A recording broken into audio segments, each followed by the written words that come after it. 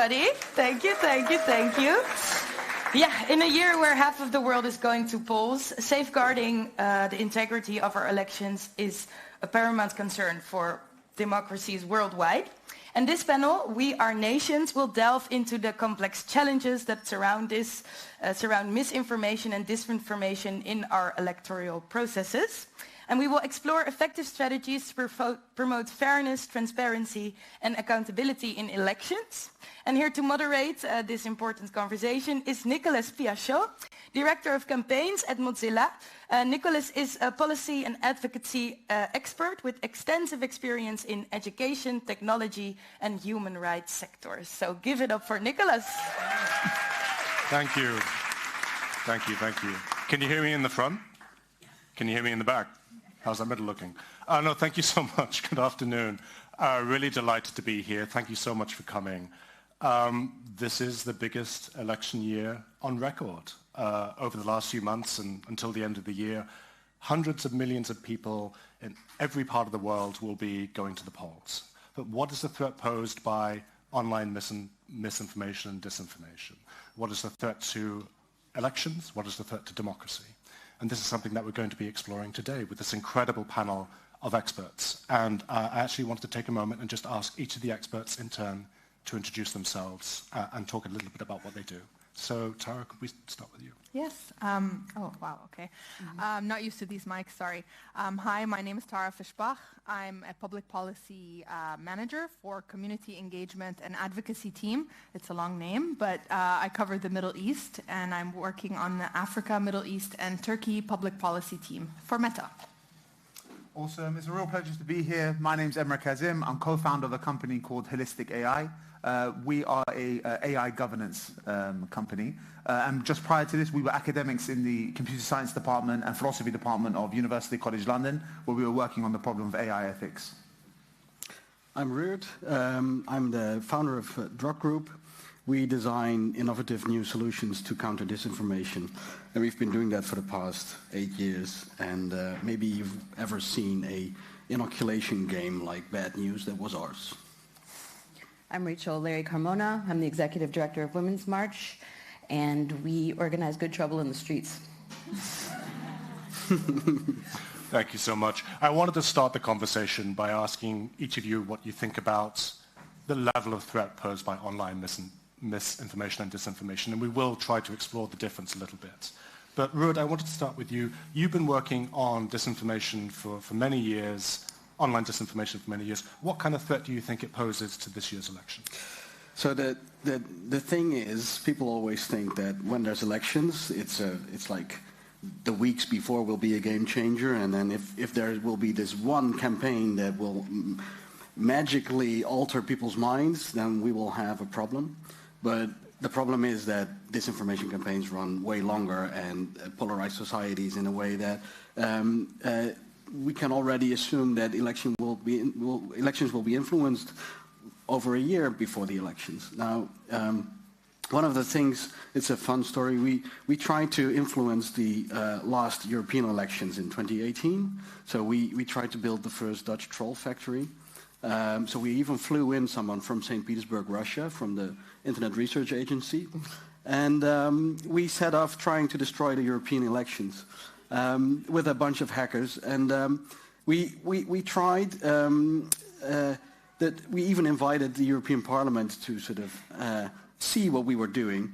And but we didn't really change anything. But the thing is that disinformation has an impact on elections, but it's not necessarily always the influence operation that is the most important part. Because if you look at the elections in 2016 in the US, most of the very nasty content about Hillary Clinton originated from a village in North Macedonia where people were selling supplement pills.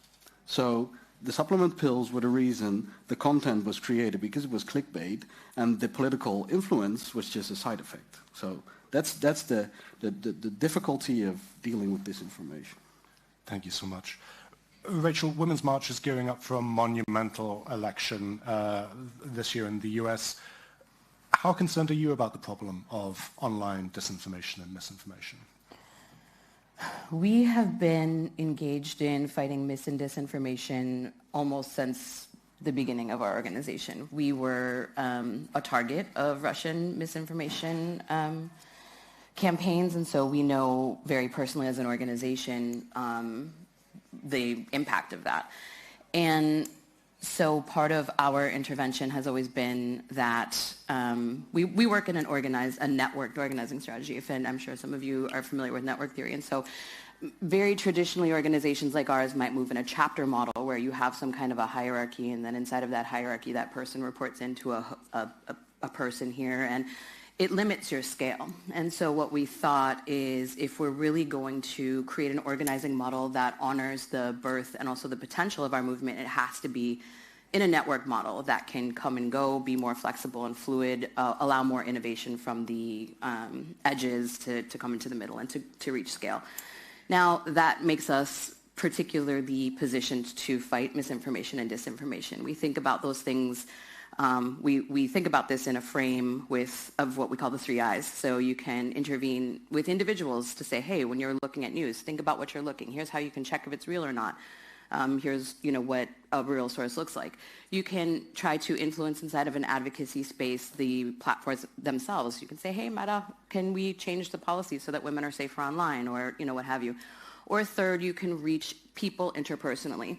And that's what we do because we are networked based. And so we think about misinformation or disinformation as battle of networks. My network against the misinformation or the disinformation network. And my network is the people I talk to at work, who I'm connected to, the people, my friends, my people who I went to grad school with, my undergrad friends, my high school friends. Each one of those is a separate but interconnected network by virtue of you. And so we think about how we train people to move real information through their networks to battle those misinformation and disinformation networks. And it's ongoing. It's not around. It's important during elections, but it cannot start and stop during election times only. Thanks. At Holistic AI, you're working with companies to help them, take AI products to scale responsibly. How do you see the intersection of AI and disinformation around elections? So a little kind of caveat in terms of what we do. So think of the way we think about, let's say, the governance of an algorithm is to think at the kind of technical level, what's the system doing, code and data inspection. So lots and lots of kind of geeky stuff and just like statistics and reports like that. Then the second level is things like the governance. So who's using these things, who signed this off, the kind of accountability mechanisms. And then there's this kind of third order assessment, which is the kind of broader impact. And really, that's not the place of a private company, such as myself, or any kind of real private company to have the kind of monopoly on what is or isn't the appropriate way, assuming that it's lawful for the use of a particular kind of algorithm. So particularly efficacious forms of AI are in marketing. In a way, you can think of the last 20 years or 30 years, everything's been pioneered by the use of AI in marketing, like Google, Facebook, and all of it. They're just marketing companies. Now, where we have, let's say, kind of broader philosophical questions as people, as members of the kind of community that are working in this space is, what is the relationship between, let's say, disinformation and legitimate political discourse? So we had this lengthy debate in the computer science department about what's the difference between the fact that we have newspapers that are horribly biased in one way or another, and sometimes we actually buy magazines that endorse our bias, and we're fine with that. As an aggregate, we've got this kind of, if you will, public sphere in which we have these different kind of antagonistic perspectives going at it. What's the difference between that and, let's say, the kind of AI sphere? It's probably about we've never been able to target an individual with like very specific targeting. Let's say previous propaganda, if you will, was a much more kind of broad stroke. But so there's a difference in degree, but it's still, in a sense, a very similar philosophical question. And I think that sometimes we're balancing these two sides. And I'll just close by saying it's been quite radical to see that, let's say, for example, let's say a conflict in the Middle East, where people are literally just uploading pictures, and it's having this tremendous impact. So like all of a sudden, you've got this sphere which is highly contested, has these huge amounts of people, let's say, nefariously intervening, but then the same forum has this radical ability for someone to just like upload a picture and it has this tremendous impact. So we have this kind of tension, if you will, and it's not something a private company like we could resolve, but it's a more kind of broader social and political question. It's a really good point. I absolutely want to come back to that distinction between kind of what is legitimate political discourse, what is propaganda, and what ventures into the realm of disinformation. I think that's really, really interesting. But Tara, I wanted to come to you, and we've been talking about the role of private companies, and obviously Meta runs the world's largest social media networks. These platforms play a key role in giving voters access to information about elections, but they're also open to abuse by political actors. How is Meta responding to the challenges of misinformation in the regions that you're working on? Thank you. I think actually our approach touches on a number of the points that my colleagues have shared here. Our approach to elections has to be responsive to all of these challenges while also operating at a really large scale in a way that can be operational and also effective. Our approach to elections is to stay always on, similar to what you mentioned, where the preparation work for elections begins kind of early in advance and remains continuous through elections operation centers, through investments in technology and in teams that are experts in these areas and can address some of these issues. But ultimately, the way a platform like ours works, other than the investments in the product itself, the people that are operating is also investing in programs around digital literacy and things like that, and I'll touch on those again, but also investing in having strong policies. So we have our approach to elections is focused on the policy interventions. It's focused on increasing transparency about the ads people are seeing or the kind of content that people are seeing on the platform. It's focused on ensuring that there's effective fact-checking and people are able to ascertain where the information is coming from. And it's also about preventing abuse and taking down coordinated activity through security operations. And on that policy piece, I think the challenge for us has been kind of similar to what you're saying, about how can we create policies that outline an approach for handling misinformation where you can't really have a comprehensive list of misinformation facts, but you have to create something that lays out a framework for understanding what types of misinformation are available on the platform, the tactics that are being used to spread this misinformation or disinformation, and also the kind of harms that might be caused by this misinformation and where we can then pull levers to address it. So we remove misinformation that could cause imminent violence or physical harm or constitutes election interference or voting interference. So that's a very strong policy line for us. And that's, kind of content we might remove. Whereas the rest of the misinformation content that's available, we try to reduce the prevalence of, but we're not aiming to remove it. And that's only in the case that it can be verifiably false, and we do that work through our really large independent of fact-checker organization partners around the world, covering 60 languages, and we work with them to fact-check this information, and then we make it less available on the platform by reducing it in the feed or things like that, labeling it, giving agency to the users to be able to assess whether it's false or not false and things like that. So it's a holistic approach, but the aim for us is not to remove all the misinformation, but to try to create guardrails and try to create a system that's fluid and flexible in approaching misinformation as it comes up and also as it iterates when we're thinking of things like generative AI and all these newer tools and technologies.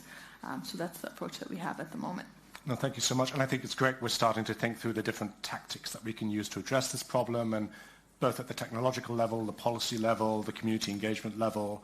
Ruud, I actually wanted to ask you about this because you have, in your research, documented several different approaches to addressing problems around disinformation and misinformation. Which, in your view, are the most effective? And actually, I wanted to ask I'm a great moderator because I always ask immediate follow-up questions to my own questions. What works at scale?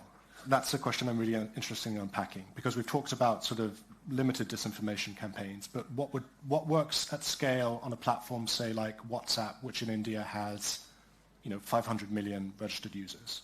What, in your view, is the most effective approach? So we divide all interventions of the past decade into 5 different generations.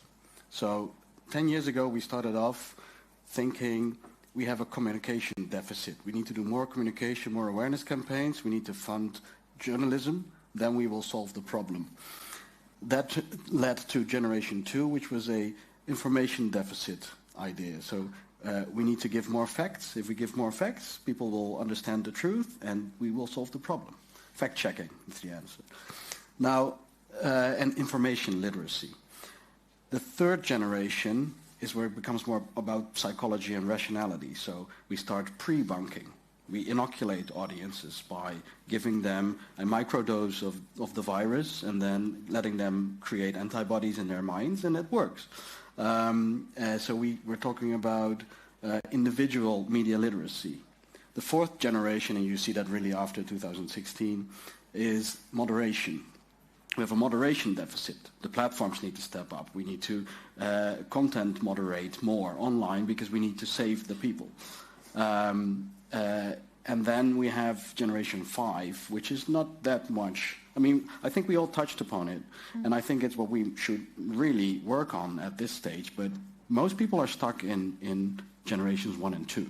So everybody still thinks if we spread the best facts, people will start to understand. But if we look at generation 5, we're talking about interaction and in-group, out-group dynamics, etc. So if you belong to the in-group, even though you think the out-group is right, you will never admit it because you're part of the in-group. And those elements, we need to look into it, and I think we need to have scalable elements of it. But we don't have them yet. We have ideas, but they have not been built yet to scale. Something that was scalable was one of our pre-bunking games, for instance. We've reached millions of people, but it's still a very specific market because it needs to be young people mainly that like to play a game of 15 minutes, and then you have an effectiveness of actually 20% becoming more resilient against techniques of disinformation.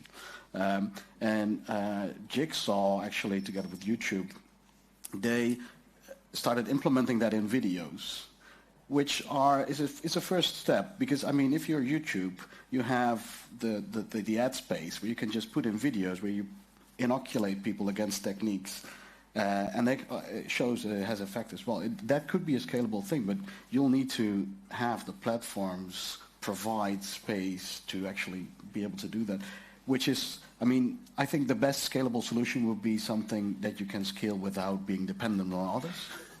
And there's no silver scalable thing out there yet.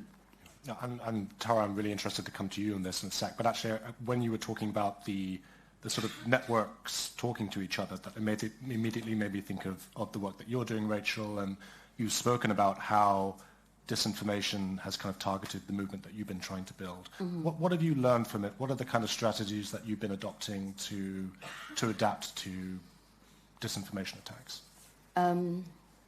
I think that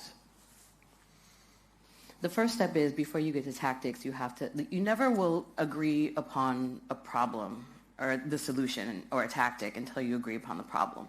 And so I think that one of the things to lift up here is the issue of misinformation, disinformation, and grappling with what it actually is really important. If we were all politicians, for example, and we all maybe checked work email on our private phones, but there was a 2-week-long news campaign focused on me doing it when everyone else did it, that often is the kind of misinformation or disinformation that we might see focused on women online, for example. There have been myriad reports talking about the ways in which online is dangerous, much more dangerous and hostile for women, for people of color, et cetera. And so we have to set the stage for what the problem is before we get to the tactics and the solution.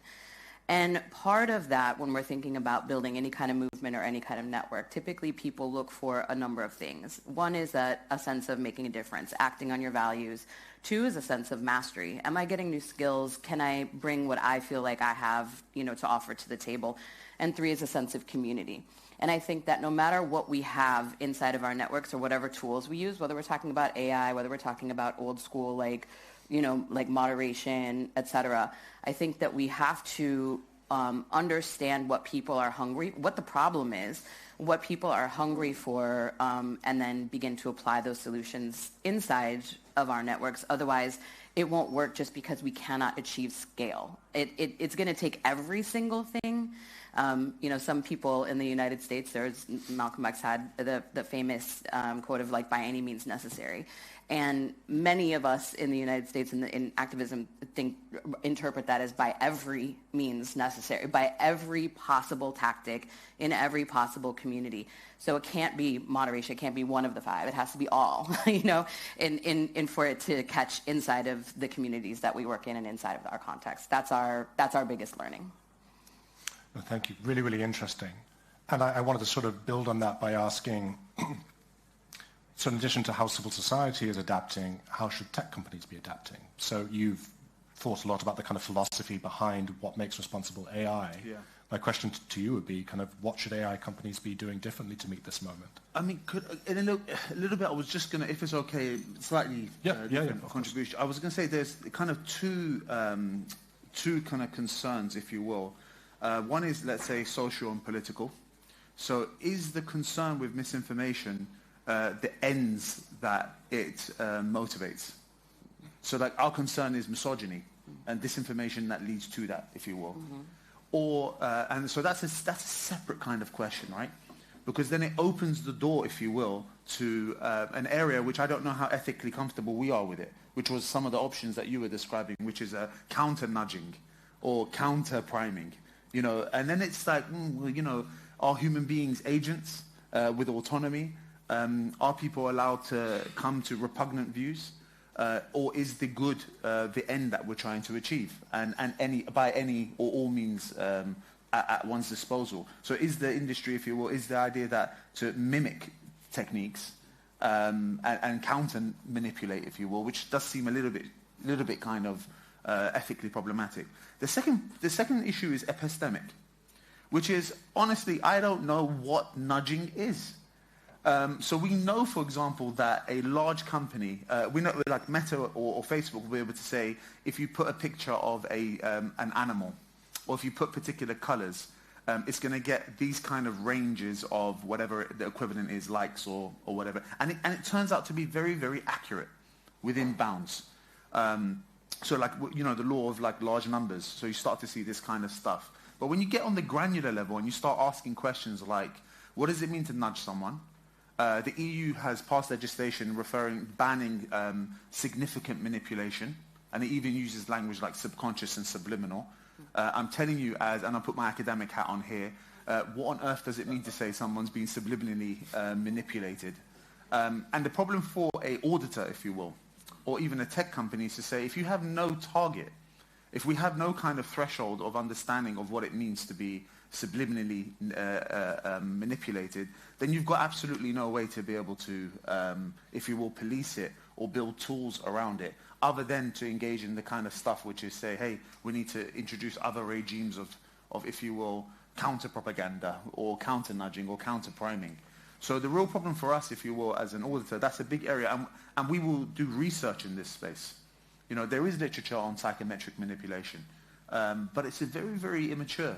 And it's very difficult for us to be able to identify this thing. So at the moment, if you will, the kind of conceptual work, the real kind of ground academic work, it hasn't really been done on what exactly do we mean by these terms like subliminal manipulation. So large tech companies will be able to say, and this is what they're doing, whether it's cynical or not, what do you mean by that? And it turns out that our legislators or even our kind of academic communities can't really respond to that in a very mature way. So it's not a great answer, But it's really just to kind of problematize some of the themes that we're discussing here. No, and I think it's really important to challenge some of the base assumptions around disinformation, misinformation. I mean, these have been features of elections since the dawn of time. I guess the question is, to what extent are they being exacerbated by our kind of online world, by new AI tools? But I guess, I mean, it's interesting to come to you because, in a way, Meta is dealing with these questions in real time at scale. And I would imagine that you are having to make very complex content moderation decisions on a kind of daily basis. To repackage the question a little bit, I'm interested in how you are responding to deliberate disinformation campaigns. So campaigns perhaps at scale by political actors of the type that you have documented, designed to kind of deliberately undermine the democratic process.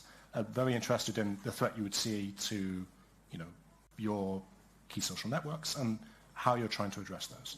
Yeah, thank you. So I think ultimately our community standards, which are the policies that govern our content moderation, focus on abuse of the platform generally. So that is kind of our starting point for these kinds of interventions. Ultimately, when it comes to mis or disinformation, we're focused on having our policy and outlining it in a way that makes sense for these specific abuse areas, which are different than our other public content policies, that are focused on specific content. So again, when it comes to misinformation specifically, it's focused on outlining the categories and how we can approach it. So that's misinformation. And then when we think of disinformation, which we kind of define as intentional attempts to mislead people for a strategic objective, which might use misinformation as a tactic, but ultimately the misinformation is not the key point. And this is behavior-based, and so it's different than our other policies. And the behavior here is focused on the tactics that are being used on the platform, be it using overt means, so it could be a state-run page that's spreading certain claims, or it could be covert, which is like influence operations or troll farms, etc. So when it comes to this, our approach is network disruption. So we have investigators. So we use people and technology. We have investigators that are specialized in this area that do manual research and investigations, and ultimately takedowns of these complex networks of pages or whatnot that are trying to mislead people. And we publish the information about this in our quarterly threat report. And this is what we call like looking for a needle in a haystack. It's a really large haystack. And the second tool we have is our technology. So using automation to try to shrink the haystack or make the most common threats through automation, remove them so that our investigators can focus on the really complex cases.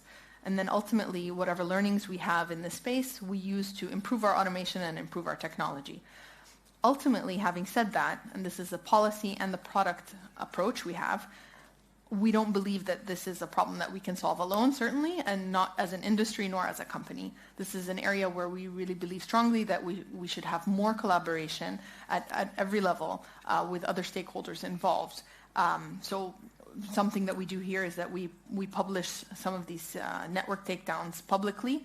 We share some of the findings with other researchers and with other companies working in the space so that we can just keep everyone updated on the tactics, the tools, the technology, the messaging that we're seeing on our end so that we can make the whole industry a little more resilient to these threat actors that are ultimately continuously working to evade both our enforcement and other platforms' enforcement. So this is our thinking here, that it really has to be a holistic, root and stem and cross-industry approach that's a little more coordinated. So you've talked about a cross-sector approach and about working with lots of different stakeholders and with researchers particularly. And one criticism of Meta's response to the elections has been its decision to discontinue CrowdTangle during a very kind of big election cycle. And I know that you are replacing it with content library, but could you talk us a little bit more through the thinking behind that and the timing and the plans for the future? Yeah. Ultimately, as you said, deprioritizing, I think is the word used. CrowdTangle was not an easy decision to make, especially during this time. Ultimately, the decision was driven by the fact that we were not able to meet our compliance and regulatory obligations around data privacy and sharing of that data in a way that was going to be sufficient with the tooling that we had in CrowdTangle. So we decided to roll out new products, which is the Meta Content Library, as you mentioned, and also the Content Library API, in order to meet these obligations and be compliant with these regulations, but also have updated technology that gives people the kind of access that they want. So the Meta Content Library will give researchers and in academic institutions, but also in nonprofits that are working on scientific or public interest research, greater access than what CrowdTangle was making available to public content on Facebook and Instagram, and we've rolled out new features based on the initial drafts of the initial rollout of Meta Content Library to researchers. So we rolled it out, we got their feedback on some of the initial framework that was provided, and we built it into the new tool that will hopefully be made available to the public soon. And we're hoping that it will meet the needs for researchers, and we're also hoping that the process will be smooth as well. Yeah. Thank you. I had a question for all of the panel, and I'll let you know who wants to kind of jump in, but we've heard perspectives around civil society, around technologists, around ethics, around kind of research and platform response. What does a policy response look like? To what extent should governments and international bodies like the European Union be jumping into this debate? Over the last few months, we've seen kind of growing concern from policymakers around the world, but we've also seen instances of political actors, some in very high office, using social media platforms to spread misinformation and disinformation. So my question is, do you think that governments should be doing more to regulate around online misinformation and disinformation? Very problematic. I think they should facilitate and have NGOs, civil society, and for-profit companies that actually try to make a difference and facilitate them into doing smart stuff that actually has a proven effect. Whereas stepping in as a government and either, with all good intentions, mingling in the information space is not for governments. So they should be active as a facilitator, not as an actor in the scene. Can I ask? Can we get a show of hands? Do you think the government should be doing more for this? Define more. Okay, like to regulate, let's say, to mandate a more active form of censorship of disinformation.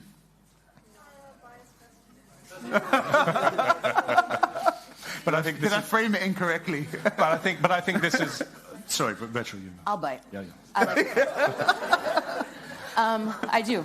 And the reason why is this. I want to return to what we said earlier, and I'm fine to schedule. We often schedule, actually literally put fights on the schedule at Women's March, so let's schedule a fight about this afterwards if you disagree. But I'll take the bait, and the reason why is for what you said earlier. American democracy caught astray in the sale of supplements, and probably regardless of what you think about her politics, the more qualified presidential candidate was not only not elected, but was completely ushered out of the political sphere by a con artist huckster who used the 4 years that he was in office to compromise the judiciary that ended up harming women, communities of color, immigrants, will likely result in a national abortion ban in the United States, will likely result, if this human is elected again, which he likely will be because of the ways in which states have been captured inside of electoral processes. It's going to result in our Department of Justice being weaponized against both the journalists who have spoken against this human, the politicians who have spoken against him. we will likely have our nonprofit status snatched away. You know, there are many and myriad ways in which the state will be weaponized against everyday people.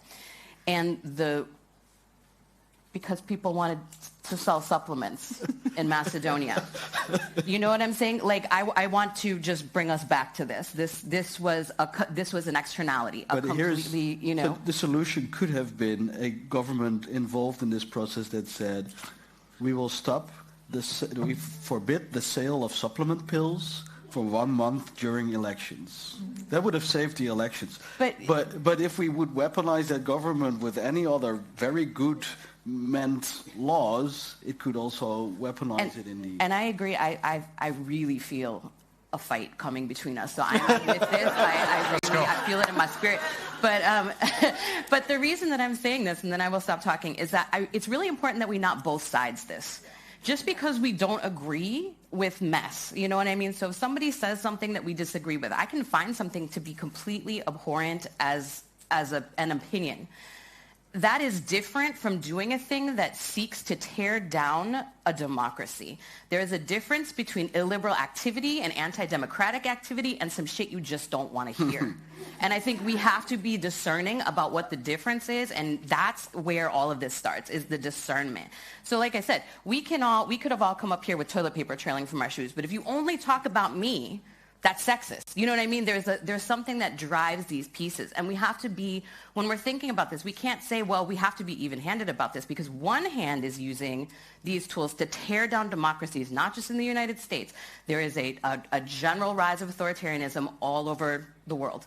And one side is saying, hey, we don't, you know, like whatever. There's not an equal application of these tools and you know, tendencies in order to either push a political agenda, et cetera. It's not being used the same way. So I think it's very important that we not say, well, on one side and then the other side. There actually is a difference between authoritarianism and just shit that you don't want to hear, that you don't agree with. Thank you. You want to jump in? I just want to very briefly say, I remember a time where when the Arab Spring happened, and the only way in which the Western Academy could understand it was as the Twitter revolution. They were incapable of conceptualizing that perhaps these backward Arabs may have said enough. And what I will really caution against is thinking that deep, profound kind of fissures in society are somehow all of a sudden these new technologies came along and invented this movement. Like in all of these different countries, if they are voting for a repugnant individual, something's gone wrong at a very deep level. I find it a little bit patronizing to say all of a sudden some Russians came along and put some stuff online and then shifted the whole of society in one way or another. So like the only thing I'll caution against is to say, do you know what? Human beings have agency. And like human beings are meaningful entities. Pre all of this stuff, there were social and political movements. Last 200-300 years have defined that. And like we should really understand at the core there is human agency that is deciding these things. So I'm very, very uncomfortable with the idea of central authorities having tremendous amounts of control and power over our social and political discourse. So it's not to say, you know, and that's really at the core of, it's a value question here. And then it was just to give that counterexample, you know, where it's like, you know, there are human beings here and there are much deeper things that are forcing and moving, if you will, the spirit of society. It's a marketplace as well. Yeah. We've been talking about the supply side now all the time and how we should stop the supply, but we haven't touched upon the demand side, because there is just demand for misogynic, racist material for a lot of people, and it's not that it's because it's there they take it. No, they actively search for it, and that is a problem that we should fix. But you can't fix it from a government perspective. Just to throw my hat in this fun discussion. No, I think I definitely agree that while Meta, the company, and I think a lot of other tech players are very interested in common sense regulation and legislation from governments that, we'd like to be in the room, we'd like to be part of that discussion for sure. I think at our team level, focused on Africa, Middle East, and Turkey, we're definitely share some of the concerns around how regulation or digital authoritarianism or other tactics in this space might be impacting for other freedoms. We're definitely seeing in the region, and not just in our region, also in Europe and in America and in other places where people don't like to bring up as examples. In discussions like these, we are seeing a rise in digital authoritarianism and in using laws that are focused on misinformation or disinformation to silence critical and often political speech. And this is definitely an area of concern for us and something that we work to try to address through the company's compliance with our own human rights policy, the GNI principles, which we signed on and committed to, and in our procedures and in responding to these governments and engaging with them. But also in the community level, I think it's really important to mention that the civil society space is a key one, and it's shrinking everywhere in the world. Mm-hmm. But certainly in the Middle East, it's definitely in a worse place than it has ever been, and is an area that we really need to make sure that all of our efforts collectively are targeted at boosting this area, providing whatever support, resources, and that could be, just from hearing feedback from our stakeholders and civil societies that are saying that often these interventions, be it from governments or other players, are not really providing the need from the local communities, and they're not listening to what they're asking for, which is often very different from what tech companies or any other players that are having a macro lens think is the right approach. So I hope I didn't move things in a different direction too far. No, not at all. I was going to ask you because you mentioned at the beginning of your remarks like common sense regulation, and I was going to ask to kind of unpack that. But actually we've only got a few minutes before questions, and I'm sure there'll be lots of questions. I wanted to end by picking up by what you were talking about, which is the space for civic society is shrinking, particularly among disinformation, this kind of environment of online disinformation. The theme of this conference is solidarity and togetherness. What are the ways that we can express our solidarity with civic society groups around the world, particularly in authoritarian states, who are working to kind of document these issues, who are working to kind of protect electoral integrity? What are the key things that we can do? I think you're looking at me, so I'm going to go. Sorry, I will open it up to everybody. No, I'll keep the mic. Okay. But I just want to say, I think solidarity is really important. I think we often, in my view, in my experience, I think the best way is to just keep your door open to engaging with different people from different sectors, different backgrounds. I really believe that ultimately collaboration, both as an individual, but also I think as Meta, collaboration with different stakeholders in society is really the only way to move the needle, by keeping the open dialogue, by trying to understand contextually that there are bigger forces than the core issue, that are the technology is evolving, the tactics are evolving, but ultimately the core issues are the same. So solidarity for me means representing the voice of my stakeholders, which is usually civil society, high-risk communities, vulnerable communities in my region within Meta, but also representing Meta to these communities and trying to bring as much of the, shed light on as much of the information for them that would be useful. And I hope that we could have more open dialogue with different sectors in society and with different groups of people to make that a little easier. Thank you. Any other thoughts? Ruud. Well, the thing is that we're looking at governments, we're looking at big platforms, we're looking at NGOs and civil society. But if we want to have a collective defense mechanism, when we talk about media literacy, for instance, we always talk about kids or the elderly. Yeah, those people are the worst. We need to help them. They need to be educated. Whereas if we look at our professionals, like all the communication professionals out there, all the journalists, all the doctors, everybody with an audience, and if we can help them proactively do something smarter than they're doing right now, we open up this very big field of people that have interaction with audiences that might make a difference. So we'd like to build on having a sort of coach for professionals to actually do proactively smart things that may change the world. I'd tag on to that by saying that is a demonstration of what I think solidarity looks like for the different folks who are assembled in this room, which is to say that we need to have an analysis of power. I don't disagree that asking government to get involved in making some common sense policy around this is putting more power in the government's hands. But if the government is not a player, there is still a lot of power in someone's hands, and it's not the people. So I think that we have to be clear about when we are abdicating power, when we have power, when there are obstacles to power, and how we can make that more equally shared. And so I think that we have to have a really clear understanding that when we're talking about this right now, we're really talking about, well, are the companies going to have power or the government is going to have power here? And the group that's completely missing from that is all of the people and the users who not only depend on this to send their cat pictures, I'm calling myself out there, but also to foment revolutions. Like this has become a tool that we have to take quite seriously in terms of our ability to advance a progressive and a feminist, a more just future. And I don't think that we can lose that as part of the responsibility of good governance, no matter where, what region of the world we're talking about. Any last words? I mean, I know we've got a thing, just a quick one to say, look, we when we got going,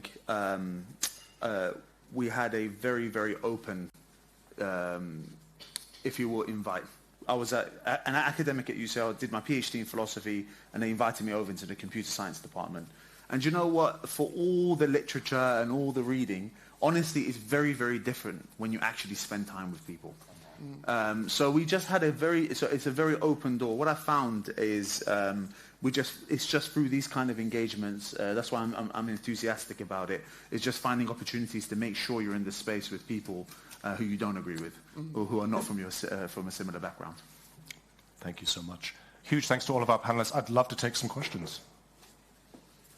Okay, lots of questions. I saw your hand first. Let's go there. Should we take maybe a couple of questions at a time? Oh, okay. I'm being told one at a time. Please. All right. That was very illuminating, but I want to address the point on the Arab Spring and humans have agency. Yes. I do think humans have agency, but we've seen again and again that they're very easily misled. And usually these disinformation campaigns are not perpetrated by one person, but rather state actors, such as Russia, for example. So the main problem, I think, which is very difficult to address, is how do we prevent misinformation from getting out? Because once you reach a person, it's very difficult to, quote-unquote, deprogram them. So what work can we do to make it more difficult for whether it's state actors or just groups with vested interest to spread misinformation or disinformation to even get access to spreading misinformation? Good question. Who would like to take it? Can I just, I really want to, just a broader point. So we're in the belly of the beast of this AI stuff, right? And the core premise is that it's going to replicate human intelligence. Now, statements like human beings are manipulatable, it's like we got to push back, like as in if we are manipulated, as in taking as a core assumption that the subject of one's, if you will, activism or intervention is the autonomy of the individual, or increasing the autonomy of the individual, is a very different approach to saying what mechanisms or structures or individuals can we put around to protect these, if you will, innocent citizens who are just there getting manipulated. The gullible people. Yeah, and there's something profoundly dangerous about that idea, So like notwithstanding, say, some of the tools and whatnot, it's just the kind of primacy of human autonomy. Like one of the things I find all the time, I'm constantly having this debate in the States, in the West Coast, amongst the engineers, is that no, human beings have a will. We do have volition. We do have the ability to make choices. And perhaps in the journey, we make a whole bunch of wrong decisions, but in that process, we kind of augment our agency. So like I'm just really trying to motivate this idea that we are foundationally human beings who have a will, volition, freedom, and so on, and then we're creatures that are if you will, raveling over time or developing over time. And that sense of the individual character and the individual will evolving over time is if you will, getting it wrong or getting manipulated and realizing it, oh God, is something actually a major part of this thing. But we have to assume that the individual is, if you will, the center of our interventions. And then it comes to say, okay, what does it mean to be a self-actualizing human being? One that makes these kinds of choices. And it goes back to all of the things that you guys were discussing about, literacy, networks, and so on and so forth. So again, I'll just kind of reassert that we are free and we are human. Fully agree. Just one slight addition is that what I do think we could manage to stop is the business models that are underlying on these. Like, if you want to spread misinformation and make a shitload of money, you can. But what are the transactions in those systems that we can block so that people cannot do that? We can still send it out there, but they cannot make the money out of it. And that is like stopping the supplement pills. Or like, what the people in Macedonia did better than the Russians? They hired local Americans to translate their misinformation for them so that they had local slang. Like, you need to target someone in Chicago different than in someone in Texas. And so there was a gig platform, Fiverr, Upwork, whatever, involved in that process. Now, that was, oh my God, that's 8 years ago already. That was 8 years ago. Don't. So that's not a thing now anymore. But I mean, we could have done something in that regard. But I fully agree with Emma. Any other questions? There was a very pressing question over here. Thank you. I actually have a question that is linked to what you just said, and I feel like there's kind of an elephant in the room that we didn't really talk about, which is that like most of our online spaces are based on business models that rely on surveillance capitalism and targeting. And that's, I think, a pretty good example of nudging. If you look at the Cambridge Analytica scandal, it was about targeting, for instance, people of color in swing states so that they don't vote. So you don't have to even invent things to do that. And so I think that's really weaponizing actually the business models that all of this is based on. It's not an abuse, it's a use of it, because the idea is that other people pay for what you see. So maybe like we had this system that you mentioned where people pay for their biased opinions. In Europe, for instance, when there was a media revolution, we invented things like the BBC, which is publicly funded but not publicly managed. Mm-hmm. Maybe we should think about these alternatives in the online space as well. And I didn't really hear much about this. And that's not like a central government system. It's saying that just we have actually rules to protect the independence of these spaces, and the private firms, they can be shut down anyway by governments, and they do what authoritarian governments ask from them anyway. So yeah, I would like to hear more about these alternatives and these options as a solution. Very true.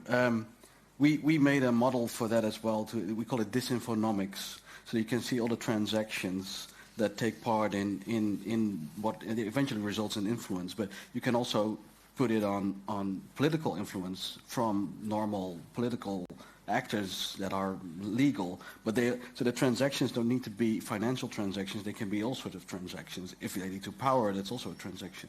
Now, what I would find interesting, instead of then hoping that somebody else will fix this problem, we might do it ourselves.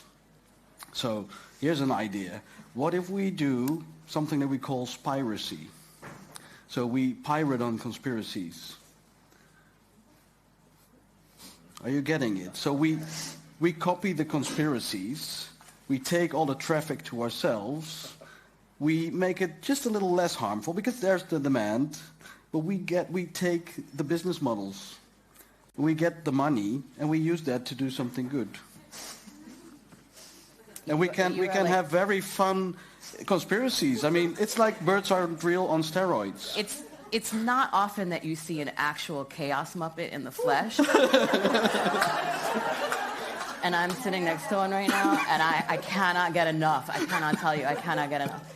And I love this idea, and I think that one of the things, like for me, that I'm like that's coming up for me as I'm hearing both the questions and our comments to it is like there's an issue of like sequencing that also matters. Like when we're talking about misinfo and disinfo and person's agency, I agree. I mean, I'm in the actual business of getting people to act on their agency, so I absolutely agree with that. But I think it depends on when you think the interaction happens that there's a question. I think that people do have agency, but I think that misinformation and disinformation is actually an obstacle to people enacting that agency versus something that people enact agency and then have to make a decision about.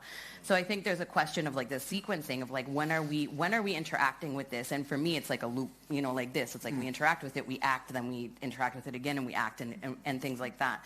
And I just think that we have to grapple with it's like, I don't know if there's Trekkies in the room, but like when they start talking about interspace travel as like the space is the thing that's moving, like how are we dealing with misinformation, the relationship and the interaction between misinformation, disinformation, and our own agency? I don't think they exist separate. I think that our agency depends upon the information that we get, and the information that we get depends upon our agency. And so I don't think it's as easy as saying that we can make good decisions and making shitty decisions as a part of the process. That is true, but I think that only having shitty decisions as a precondition of our actions is actually a problem that has to be solved. And y'all are better at that, at knowing what that looks like than I am. Other questions? Hi, I want to go back to the question of whether government should get involved when misinformation is found. So recently, the Israeli Diaspora Ministry was found to have been running a campaign of disinformation targeting black lawmakers in America to get more support for the war on Gaza. And that's an investigation that was proven correct. And this campaign was on Facebook and X and all over. Some of these campaigns are still running. So what happens when you find these large actions for misinformation, disinformation? Now the population knows about it. Now there's more distrust, and there is no accountability or action by government or otherwise, and these actions are still going on. What do we do about the distrust we are all left with? What do we do about the actual results of these campaigns and in this example, horrific attacks that are still ongoing? What's the alternative if not getting something to change or to stop? It's a good question. Would anyone like to? I mean, one thing I'll say is that it's just fermented cynicism towards, if you will, public authorities and information that we're finding online. So what I found is, I don't know, I wouldn't be able to speak, because it's a political question, if you will, is to say that actually it's quite remarkable how the public sphere has fragmented. In the UK where I'm from, we used to have this program called Newsnight, and everybody watched Newsnight. And I don't know any Brits in here, but when's the last time you watched Newsnight? There is this kind of sense in which there were these few sources of information, and we went to them, if you will. But I wouldn't then go as far as say they were truthful. And now we have this. It's actually now much more contested. So I'm not sure if there's a causal relationship between these campaigns have been exposed in the case that you're describing. People are aware of it. But there's no action, therefore there's no consequence. There is a consequence, right? Like people are just like, hang on a minute, something's wrong here. So they're becoming a lot more suspicious of traditional centers of authority. Whether that's good or bad, it depends on where one falls. There's not an answer yet to your question. No. That is the problem. If you're saying government should not have the authority to act, so who's going to act? No, These campaigns are still running. That is the problem. We work on a EU Horizon grant for the next 3 years to come to an answer for that question, because the problem is, even if you on a national level would have a consensus on what then should be done, that makes no difference, because it's not a national problem, it's international. So what we're trying to do in this project is setting up what we call resilience councils that are through nations within the EU that connect to the digital services coordinators that run the Digital Services Act, and then provide them with, because what you mentioned is clearly an incident, but there's no definition yet for incident. Nobody knows when something is a campaign or an incident, and then what the escalation ladder is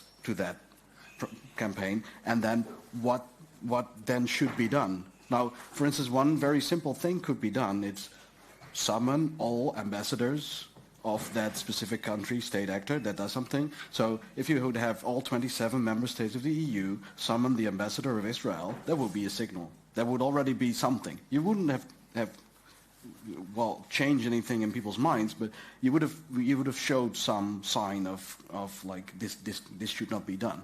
Now, that is one answer I could think of that we could do, but the truth is nobody knows what to do and who's responsible and what should be done in what sequence. I think I'll just take a moment to add that in this case specifically, Meta and other companies did take down these networks when we found them and investigated them and had enough signals of what was going on per our individual policies from the different platforms. And I think something to note here is that, again, to my point about information sharing and increased collaboration, is that the collaboration between at least tech companies and other researchers in the field is also what enabled this to, be a little faster or more effective in taking down the networks that were identified. Obviously, I think to your point about power dynamics, it doesn't solve the question. It doesn't.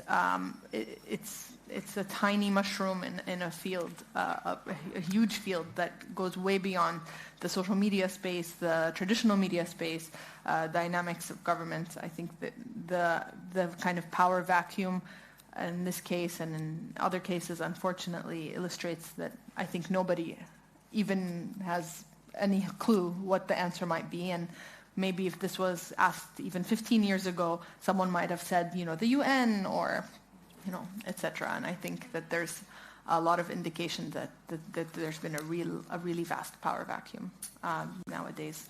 That's my 2 cents. Ross?